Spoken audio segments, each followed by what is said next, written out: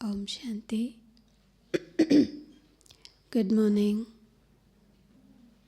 Hello. Thank you.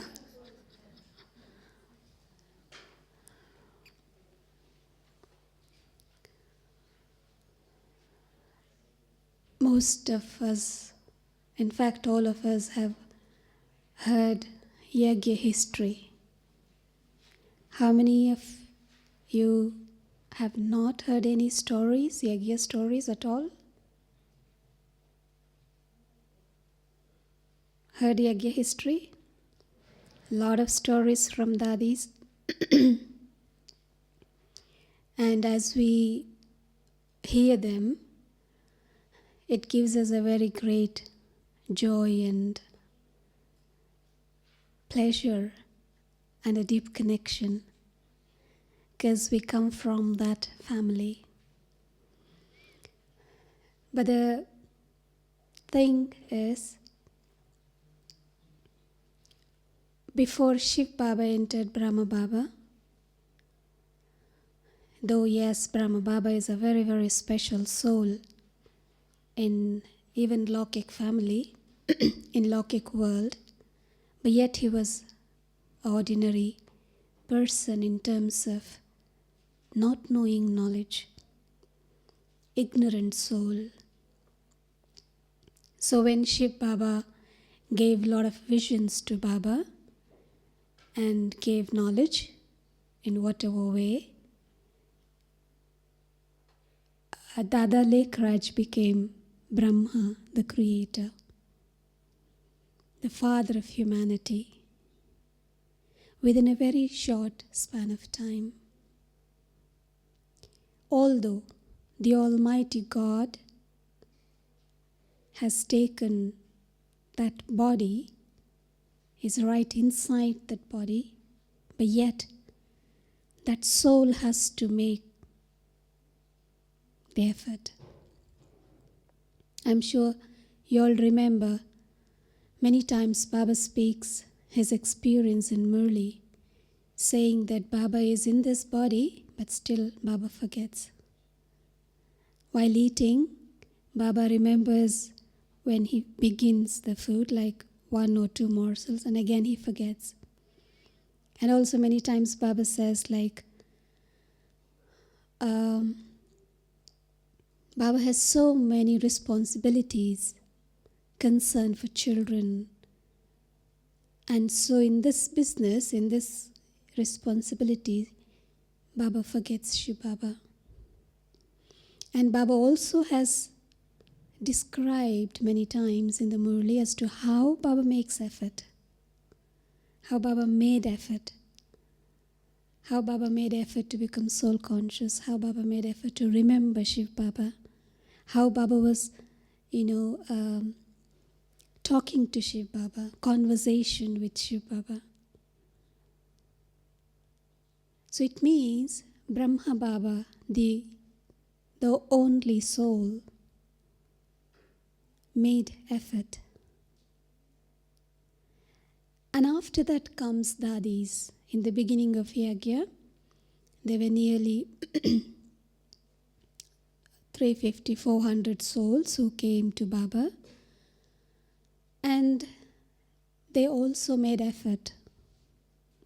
They also had love for Baba. And we all have heard many, many stories of all those sisters, now Dadis or seniors, how they made the effort. Now the question is there any difference in the effort Brahma Baba made from that of the Dadis? Is there any difference from those 350 or 400 souls in the beginning, the type of effort or whatever the effort they made, to that of the effort what we are making? Is there any difference in the effort that what we are making from that of those initial, original souls who made the effort? Yes? No? Is there any difference in the love? Because meditation, yoga means love. Is there any difference in the love that those dadis or the original souls had in the beginning from that of the love what we are having for Baba? Yes, no? What yes? Yes for what? There is difference in love? Love is love. Okay, how many say yes, there is difference? Hand up. How many say there is no difference? No difference? Is there any difference in the effort they made and what we are making? Yes? How many say yes in effort? And there is no difference in effort? What effort they made, what effort we are making is all the same? Hand up. So, effort is different, but love is same. Is that what you mean?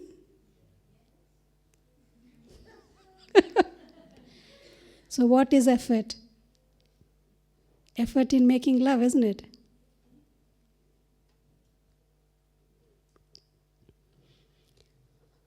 There is lot of effort, lot of difference. In the beginning, because I had been having fortune to be with daddies for long time, so I've seen them, their effort and their love for Baba. There is definitely a lot of difference.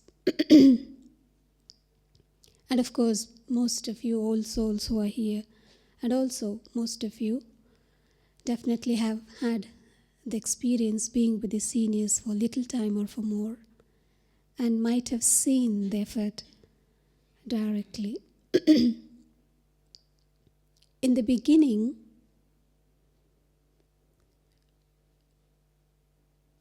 the knowledge was very little. We never had a vast and depth of knowledge. Knowledge was very brief and very little. And that was like a seed, like essence. The essence of the entire knowledge what we are listening today, we are developing many courses out of it. We are churning and getting so many points, and there are so many lectures and blah, blah, blah. So many, we have a lot of material. But then, it was just the seed, the sense of it, the sap.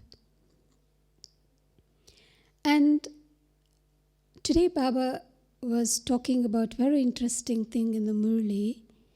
Baba was talking about the confusion in the mind. Yeah?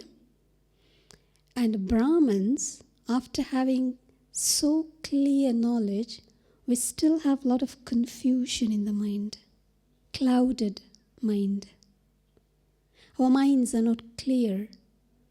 And so we are not able to catch what Baba really wants us. We can't listen to what Baba is speaking to us. We definitely speak to Baba, but what Baba speaks to us, we can't hear. We can't experience Baba's love. We can't experience that bliss and that power. Because there is that blockage, that confusion, the cloud. And because we lack the experience, we speak more of knowledge, but we lack the experience. We have information, but we don't have wisdom. We have a lot of knowledge, but we don't have wisdom. But then, no confusion. Like if you have 150 dresses in your wardrobe, and you just open the wardrobe, you definitely take some time to pick your dress from that wardrobe of 150 dresses. which dress to wear because you have 150. Right? So confusion, white or green or red or maybe maroon, maybe violet, maybe this goes with that. Confusion, lot of thoughts. Time is given there. But say if you have only 2 dresses, then is there any confusion? Because one is on my body, the other is right there. You have no choice. You see? When you have to take this out, you have to wear that. Finish. So in the beginning, knowledge was little and that's it. No more confusions. It was so straight and Baba was giving that experience in souls at that time because they had the deep love. Two things in the beginning. One, unshakable conviction, faith. Baba said and they did. No delay. Why, when, later, now, necessary, not necessary, mending, amendments, nothing. Just as it is what Baba said, then and there, they begin to do it. So that amount of faith they had, which today we don't. Difference? Yes? We make amendments. Yeah, Baba tells that, but we have to think, no? We have to think. Baba says surrender, but we can't surrender, can we? Baba says your body, your mind, your wealth, your time, your speciality, everything belongs to Baba. Well, it's very nice to hear, but we can't do that, isn't it? Can you surrender your body, your mind, your wealth, your time to Baba? Really not, isn't it? Baba says, but I have to keep something for myself. You see, some savings and some. Baba says, have total disinterest for the world. Live as a detached observer. See, not see. I should see. How can I not see? I should see little, only then I can do. I should have this. So I make my own decisions and amendments. And then I become responsible for my own clouds, confusions. When God says, God is speaking, the Almighty is speaking, you don't have this, should not have this, so I must not have this. That's it. No second thought. Yeah, maybe little is fine. Baba don't have body. You see, it's very easy for Baba to talk about all this. Let him come to Colombia, let him come to wherever I am, and he would know what it is. It's not so easy to speak like Baba, you know. We have to live the life. We have body. It's very difficult to really become body, to forget the body, to become soul conscious. We really need to have little ego, and only then we can get the things done. Even being a Brahman, we think like outsiders. When Baba says egoless, then egoless. Forget it. No matter what, whether you respect me, you don't respect me, you like me, you don't like me, that's your problem. I have to do this because I am God's child. Yes, I am in my household. Yes, I am in my job, performing all my worldly activities. But yet, as Baba said, I'm a trustee, that's it. So we think, we have a second thought.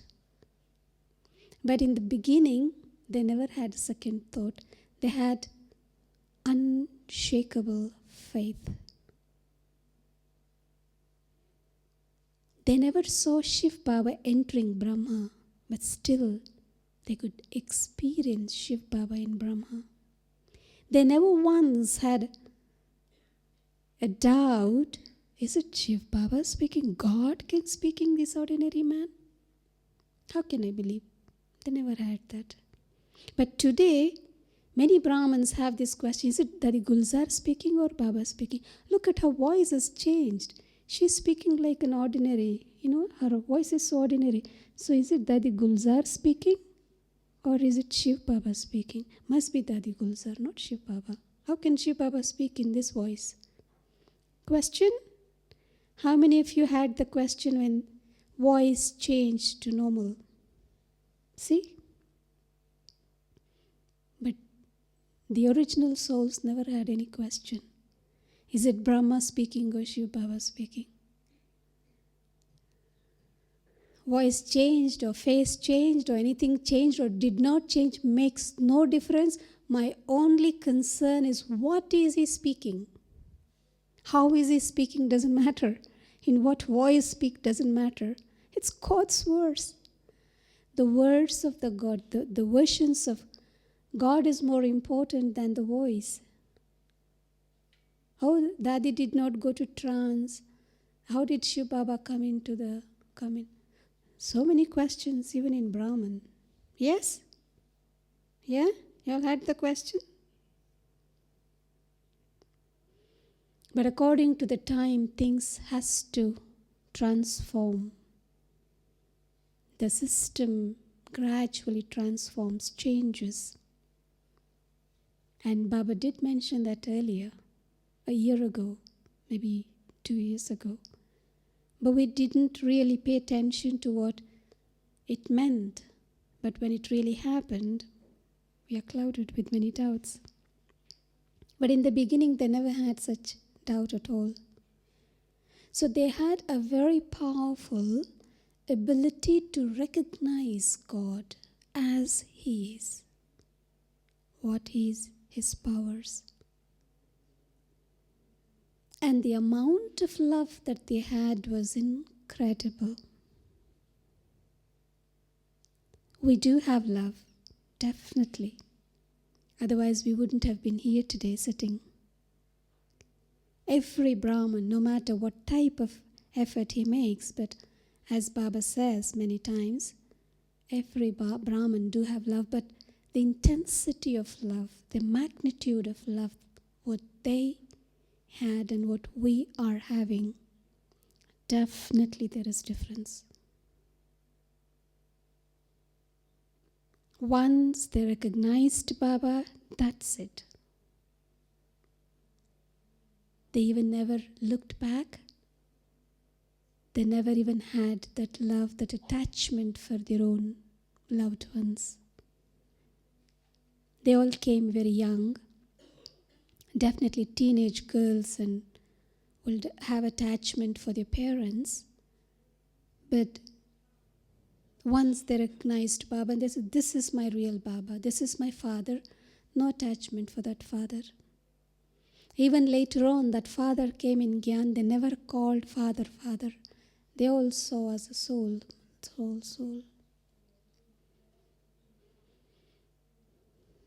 For a very long time, the relationships was never known in Yagya. Who was who. I never knew Kunj Dadi was Dadi Prakash Mani's sister's daughter. I never knew that. After a very long time. Lechu Dadi was Ishu Dadi's sister. I never knew that for a very long time. Though I saw them for years. You see? Dadi Gulzar and Dadi Rukmani, they are related aunt. Many of us don't. So the relationships was not like, they never behaved, they never lived with that relationships because all the relationships were connected with one and that's it. They never turned back. So that was the love that they had for Baba. And love has tremendous power, great power. And one of the powers of love is renunciation. If you have real love for someone, it helps you to get rid of the rest of the things.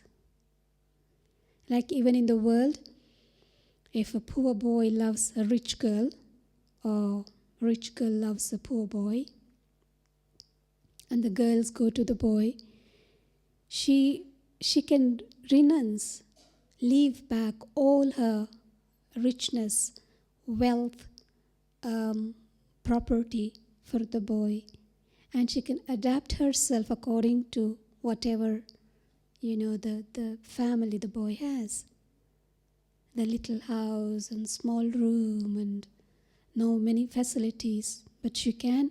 So the adjustment and renouncing, leaving back all that she has was easy, because the only thing that she experienced was that love from the boy. This is in Lokik.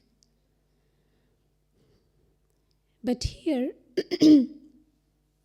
because they experienced that God's love, and God's love is unconditional, it's so complete, it's so pure, and it's so full. And once they experienced that unlimited love from God, it was just very easy to let go all their riches, royal, way of life, and we're able to get into this yagya system very easily. For many Brahmins, it's very difficult even to adjust to who is in the center, or the system in the center, or behavior of others. It's so difficult, and so we prefer to be the way we want, rather than trying to mingle with others, whoever Baba has put there in whatever circumstances we are in, and to get along with it. Because we can't. So when we feel we can't do it, even in the yagya there were 300, 400 people. And they never had any jobs. They never even, for 14 years, they never even got out of that building. So what were they doing? Every day looking at the same faces, doing the same type of job that they were doing in the yagya, karma yoga. But they never had any other things, no giving lectures, no other things, and nothing at all. So what did they do? If we were put in a cell, maybe in a room, maybe in a building, and never allowed to come outside that building, even for 14 days, we would go mad. No internet, no surfing, no telephones, no mobiles, no people coming, no visiting, no hi, hello, nothing, no one to talk. No one to talk. Is that possible? Just imagine if you're allowed to put in a room, and you're supposed to be in that room for 14 days, not talking to anyone, no calling, no visiting anyone, nothing. No shopping, nothing at all. Will you be able to stay? How many can stay? For 14 days? Only 14 days.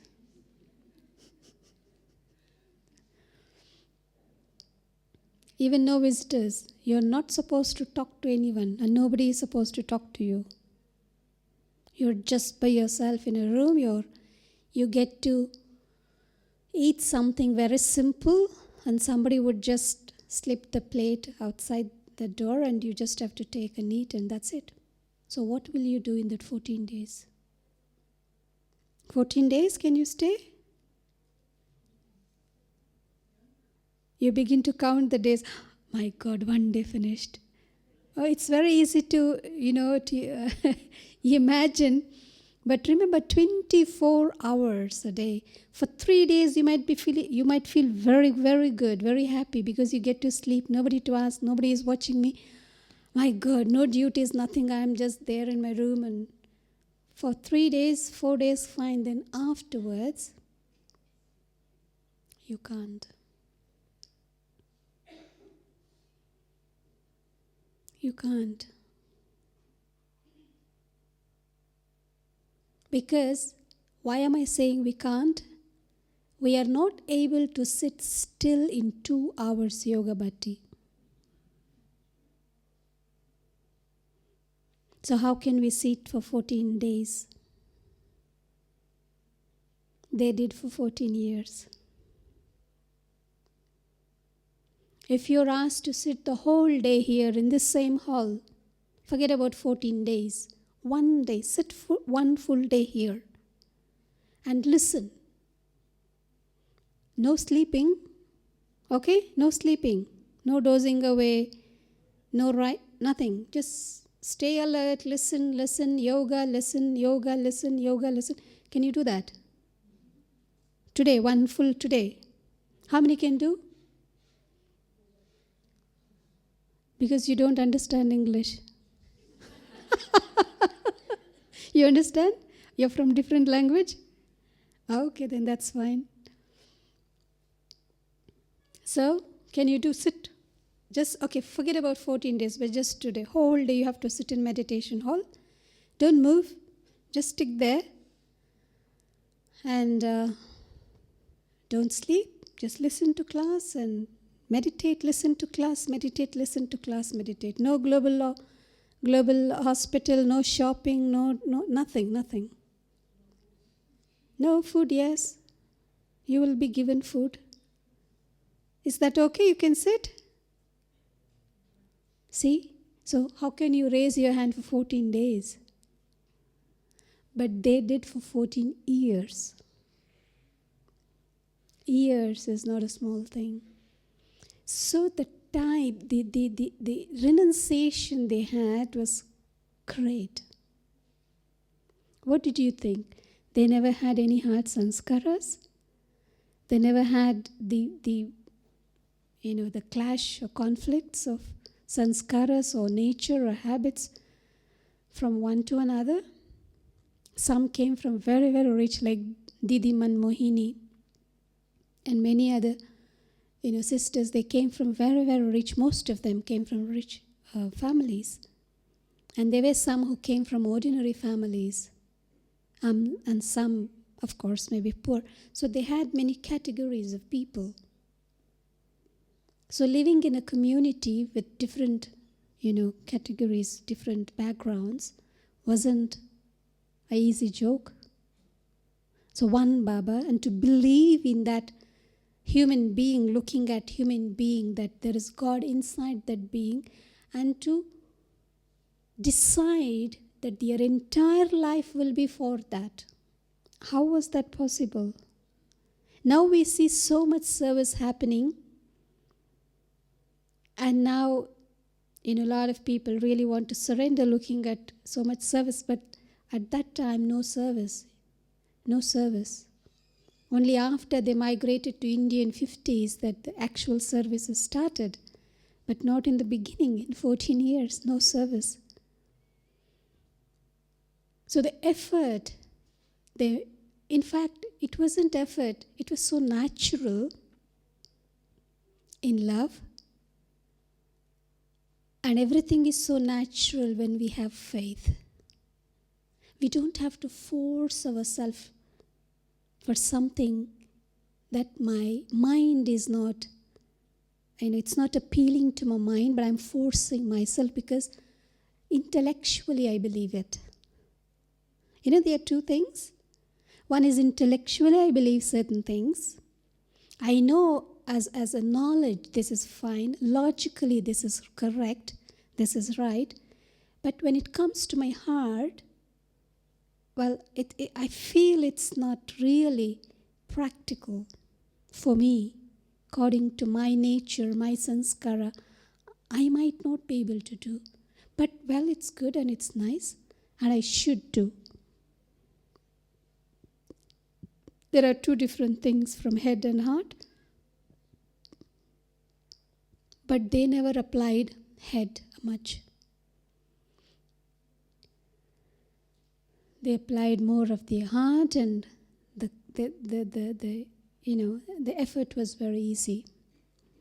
And as I understand, the fundamental, primary effort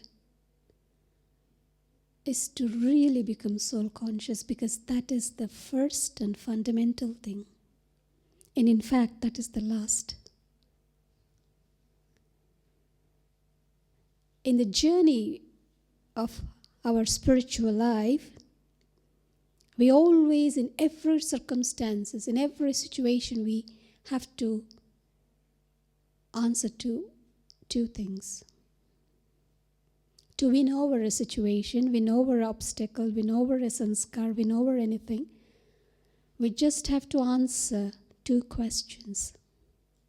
In that situation, am I soul conscious or am I body conscious?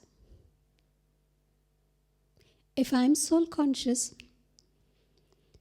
then it's not a problem, it's not a situation for me.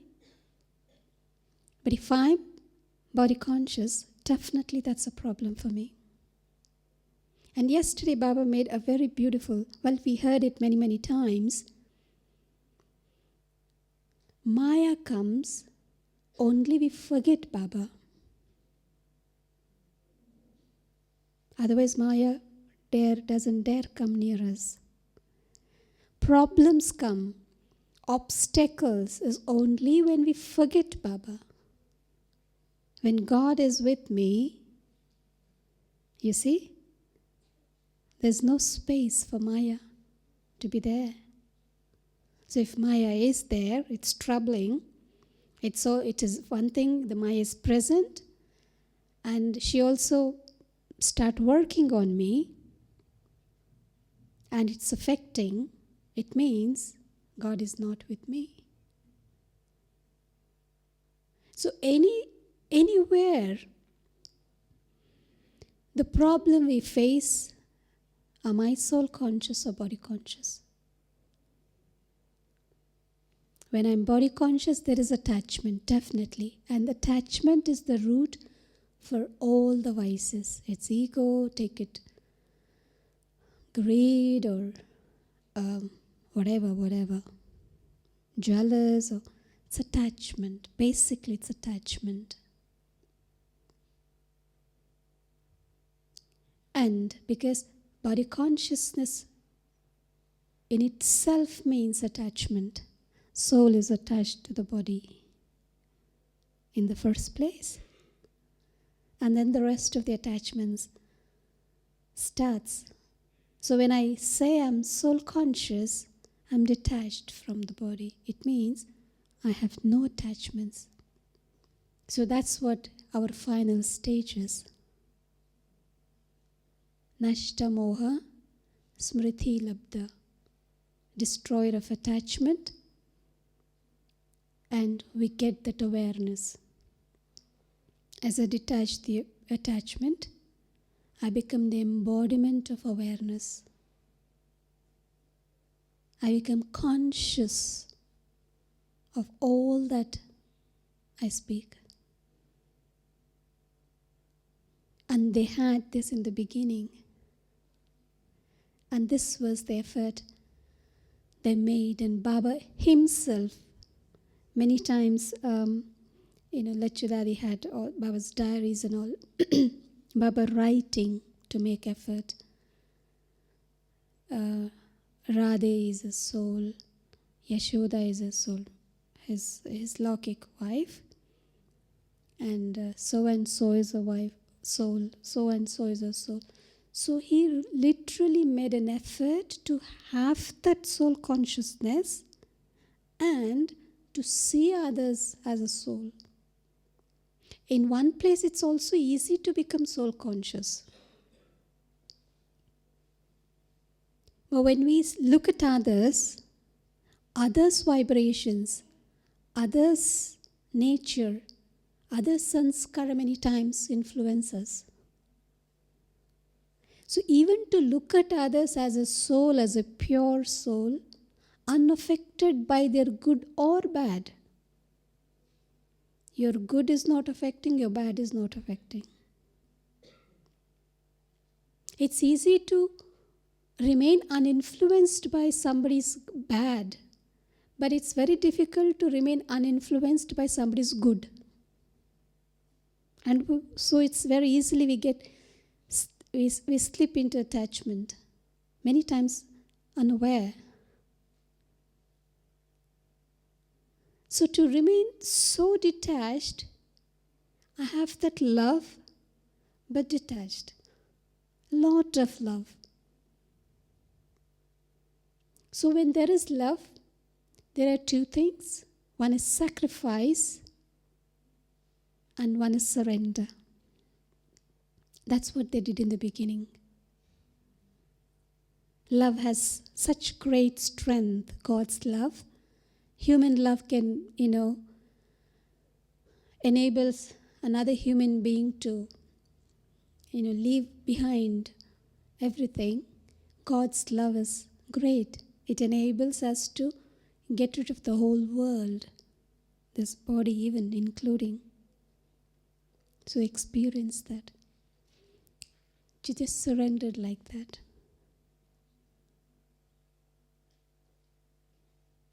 Instant surrender, instant surrender. And they were able to sacrifice.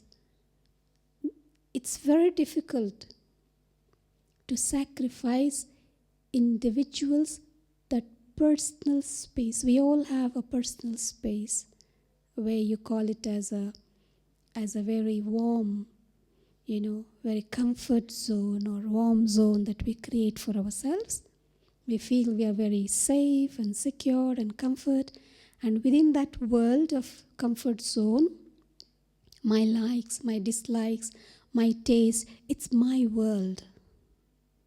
And it's very difficult for me to get out of that world. I might, if you ask me, take this out, I can sacrifice this. Take that out, I can leave that. But to get out of those, my inner world, what I think is my world, my beliefs, my understandings, that is a big sacrifice. That's big surrender. Ego. If somebody is respecting you, somebody is not respecting you. To get out of that inner world, that inner space, that's a big deal. Very big deal. And that was possible because as they experienced that God's love so full, so full, so full, the first thing is they are satisfied. They become satisfied, contented in their life. So when there is contentment, nothing can bother. And this is a big certificate. Many times Baba says there are many other virtues. In fact, there are so many virtues. But Baba never used a word certificate for other virtues. But when it comes to contentment and satisfaction, it's a certificate. When I have my self-respect, when I experience God's love, so unconditional, so full, so filled, I'm filled, I regain my absolute self-respect. And I become very satisfied and content, and I just don't bother what you are. Your behavior towards me, whether you're giving or not giving, whether you're good to me or not, whether you love me or not, even if you're going to hate me, it's not going to hurt me. And mind, when I'm satisfied, my mind is cleared from all sorts of clouds and doubts. There are no blockages, there are no doubts. This or that, now or then, today or tomorrow, little or more. No questions, no confusions, no amendments. That's it. So there is stillness, there is stability. That's called as stability. Mind is stabilized. And I'm so satisfied. I'm contented.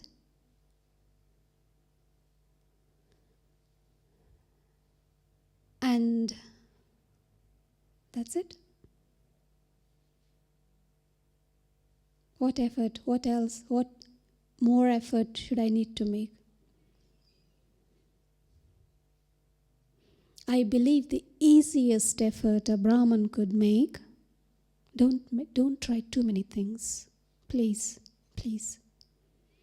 The easiest method to become like original souls is just be happy. Smile, enjoy. They enjoyed their life. They never had food to eat in the beginning. Baba took them for a walk in empty stomach because they had love in their heart. Heart was full of love, stomach was empty. But because heart was full of love, that faith, Baba took them to eat berries and cherries, and they were enjoying that. They enjoyed every moment.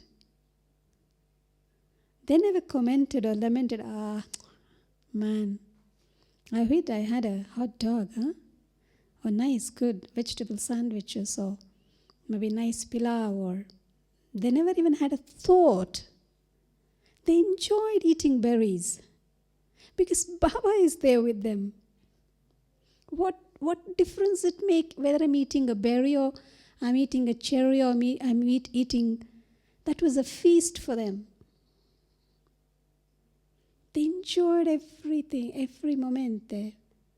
Baba was giving them ghee and butter and all almonds and dipped in that, and they enjoyed that. And when there was a time where they had nothing to eat, they enjoyed that as well. That's yogi. But am I enjoying my life?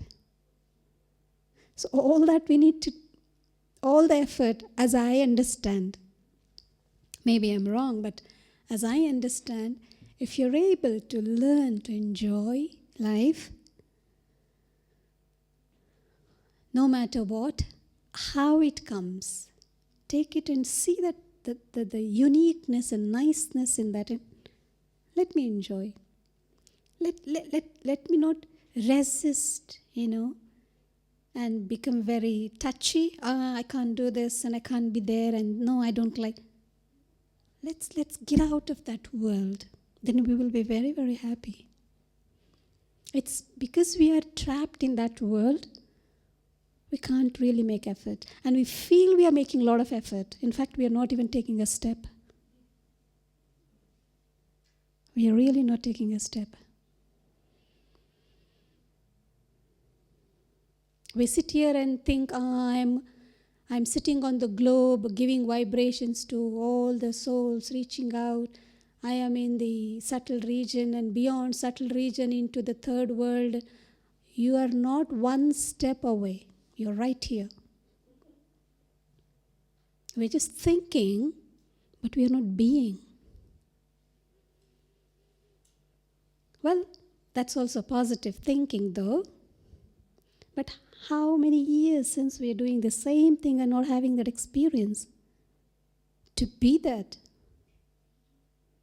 It's a very nice feeling to think to be an angel. But if we are asked to be an angel the whole day, forget about years, not 14 days, one full day. Behave like an angel one full day. Be an angel one full day. Possible? Yes? No?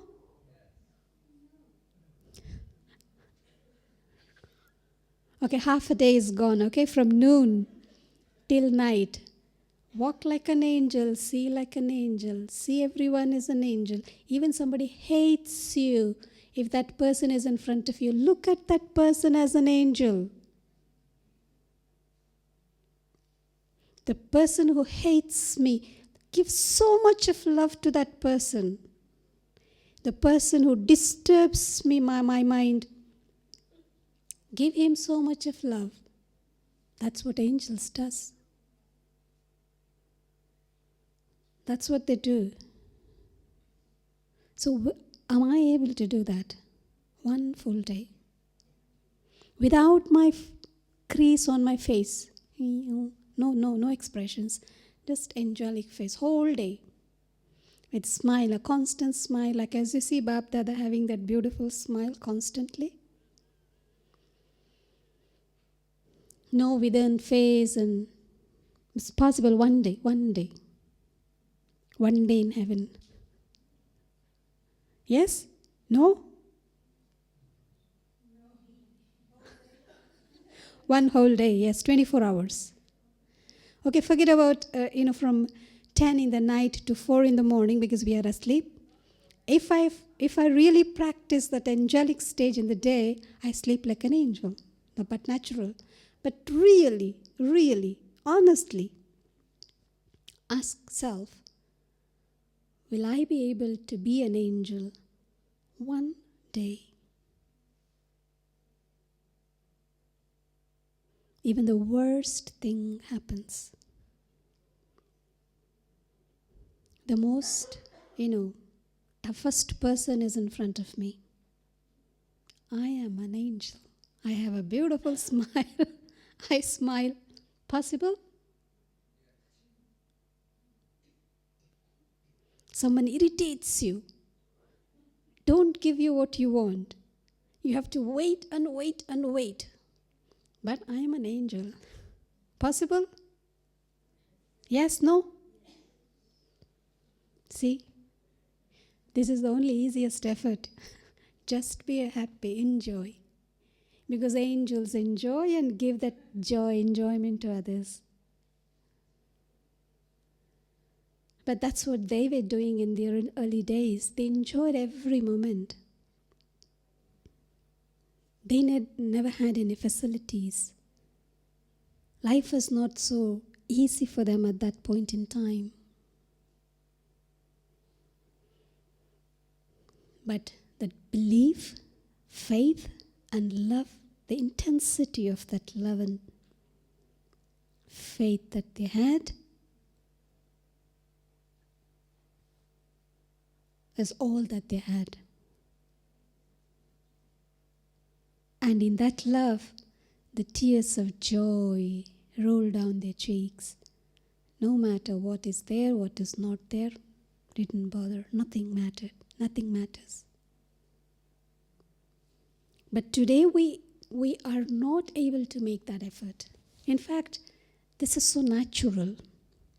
When you fall in love, enjoy the moment, to be happy, to renounce, to surrender, is a very natural thing. There is no effort. But because we don't have that intensity, that magnitude of love that they had in the faith, the word effort comes into picture. And therefore Baba had to many times say, Baba does not like children laboring. In the name of effort, children labor, breaking stones. Hold on to a hammer, keep breaking the stone, because that's the hurdle in my path of progress. So sit there right in front of the rock or the stone and keep hammering the stone to break. So that's effort. That's what we're doing. When you're very, very happy, something happens, how would you take it? Really. You're very, very happy. And something unpleasure, not really nice thing happens. How do you respond to that situation?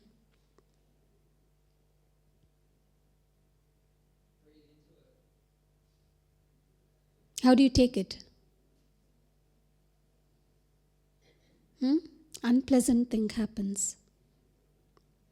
But you're very, very happy. So how do you take that unpleasant situation? When you're very happy, how would you take it? It doesn't matter, isn't it? Now, why does it not matter? It does matter because it's happening.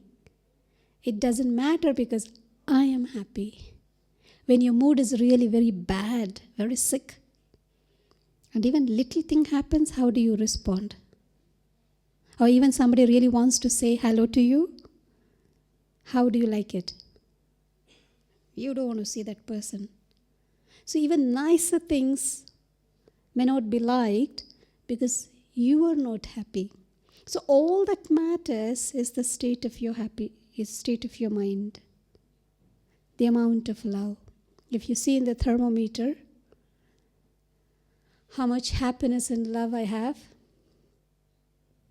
accordingly surrendering or sacrifice takes place. Actually, these two words are very big words, but actually, when we come into practice, it isn't really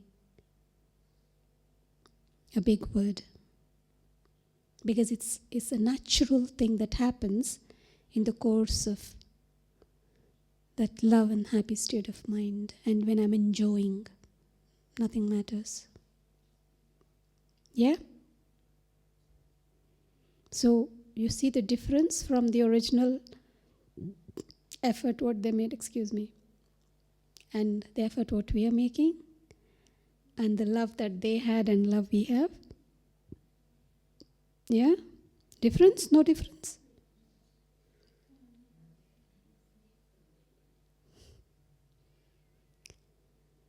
So now, what do we decide? What is the conclusion? What are we supposed to do now? Yes? You're still confused. Just enjoy. Enjoy. It's a unique life we have had. Om Shanti. Any questions? Anything you wanted to ask?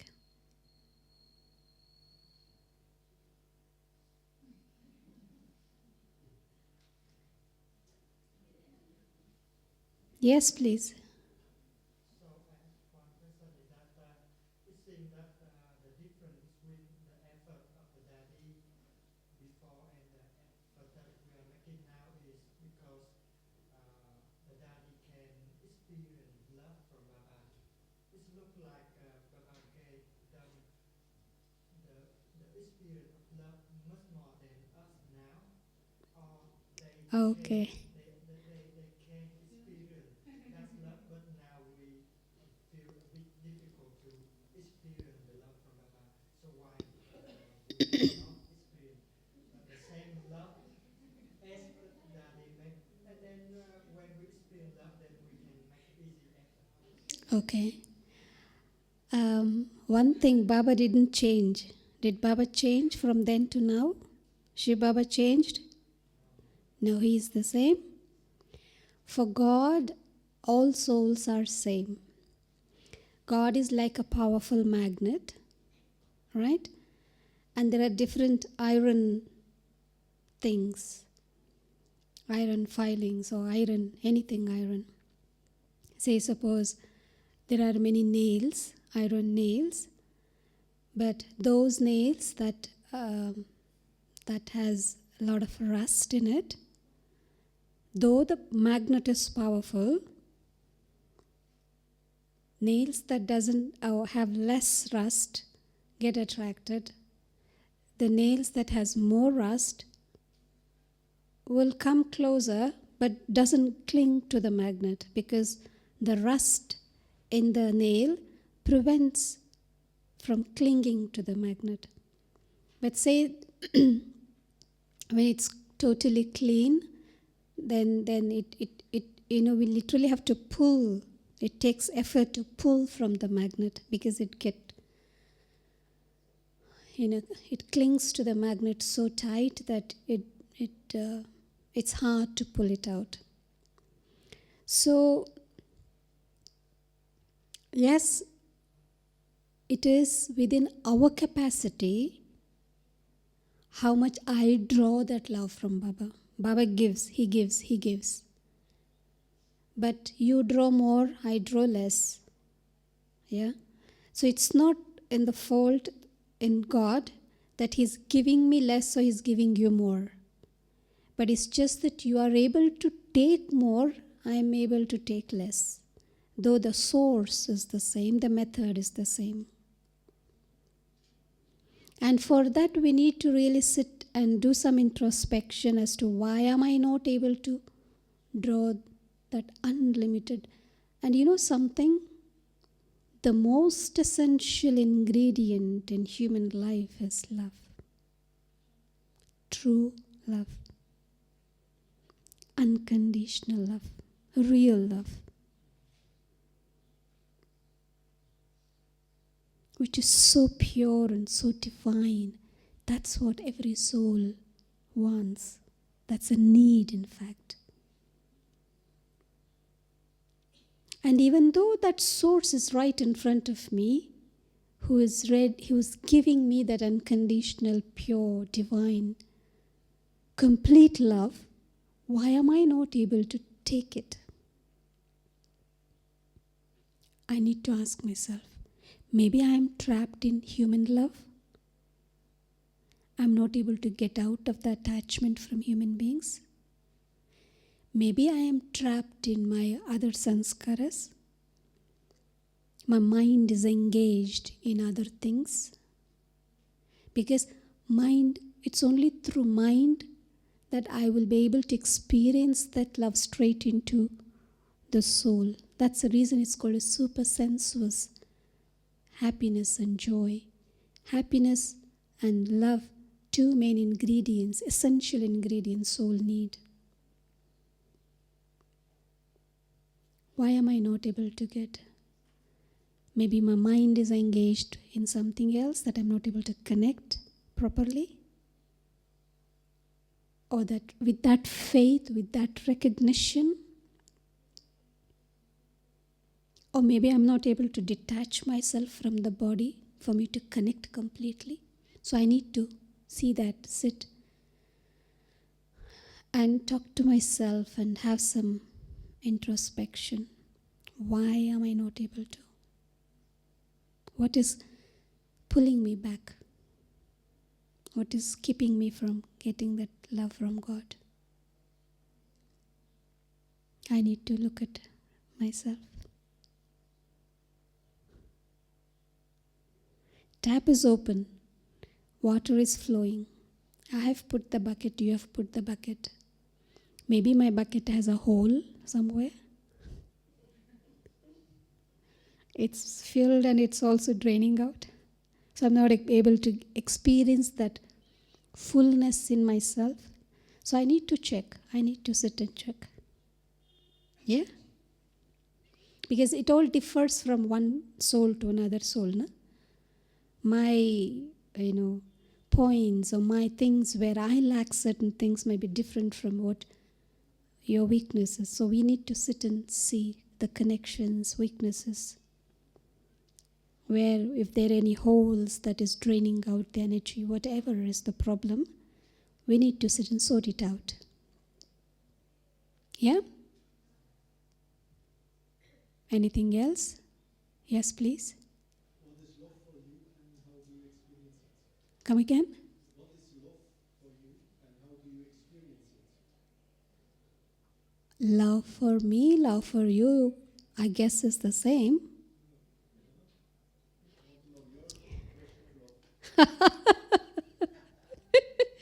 Okay. Well, I guess it should be the same with me. What's your love then?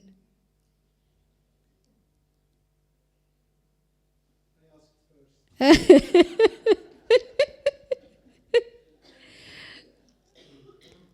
Actually, here, love in the first place is understanding. It's not a blind love. And love here is not falling, but we are rising. So, first place is understanding in the right context, in right sense. And as I understand someone, something, then next step comes is faith, believe. Believe. As I understand, as I believe, then love becomes automatic. Then I want that more and more because I begin to attain. There are three things. One, as I understand, I have faith or trust or believe. I begin to believe it. Then comes, I believe because I begin to attain, get something out of it. And then the love becomes very stable. So any of these three things is lacking. Either attainment is lacking. I'm not understanding what am I going to get out of it. What am I getting? Or maybe I'm not understanding things in right context.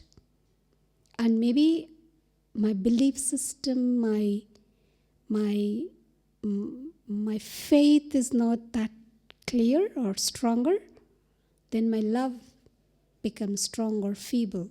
So my love is strong or feeble depending upon these three things. And the fourth, of course, there are four things. The fourth is my relationship. When I understand, I believe, I have that relationship, then I attain, I get from that source. As I get, as I want more, I get attached.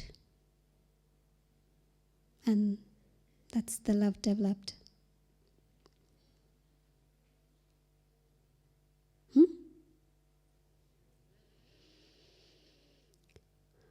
Okay? Yes?